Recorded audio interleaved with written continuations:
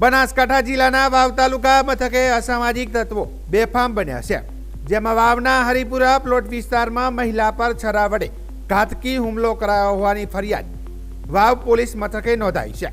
જેમાં પ્રાપ્ત માહિતી અનુસાર હરિપુરા વિસ્તારની શેરીમાં અસામાજિક તત્વો બેફામ બની આંટા ફેરા મારતા શેરી મહોલ્લાના લોકોએ પૂછપરછ કરતા છરા વડે ઘાતકી હુમલો કરાયો હતો, જેમાં તારાબેન પીરાભાઈ માળીને છરો હાથના ભાગે લાગતા આંગળી કાપી નાખી હતી। જોકે તારાબેનના ભાઈ અરવિંદભાઈ દ્વારા તાત્કાલિક ધોરણે પોલીસ મથકે જાણ કર્યા બાદ સારવાર અર્થે થરાદની ખાનગી હોસ્પિટલમાં દાખલ કરાઈ હતી, જે વાવ પોલીસ આવી તારાબેન પીરાભાઈ માળીની જુબાની લઈને વાવ પોલીસે વિક્રમભાઈ માનાભાઈ ભીલ, હિતેશભાઈ નાગજીભાઈ બારોટ, બીટુભાઈ અશોકભાઈ વાઘેલાના વિરુદ્ધમાં આઈપીસી કલમ 326, 294B, 506(2), 114 મુજબનો ગુનો નોંધી વધુ તપાસ હાથ ધરી હતી।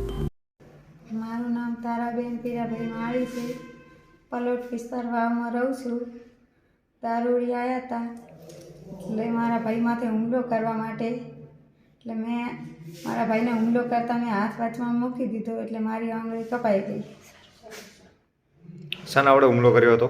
3 જણા હતા, દારૂ પી અને ધમાલ કરવા આવ્યા હતા, મોટો સરો લઈને આવ્યા હતા। ઉલ્લેખનીય છે કે આ બનાવના પગલે ઈજાગ્રસ્ત મહિલા સહિત પરિવારજનો તેમજ શેરી મહોલ્લાના લોકો વાવ પોલીસ મથકે ફરિયાદ આપવા પહોંચ્યા હતા, જે વાવ પોલીસે અરજદાર પાસે આરોપી કોણ છે તેને પકડી લાવો તેમ કહી અરજદારોને ખખડાવ્યા હોવાની વાતો હરિપુરા વિસ્તારમાં છડેચોક ચર્ચાઈ રહી છે। ત્યારે વાવ પોલીસ આરોપીઓના વિરુદ્ધમાં કડક કાર્યવાહી કરે તેવી લોક માંગ ઉઠી છે।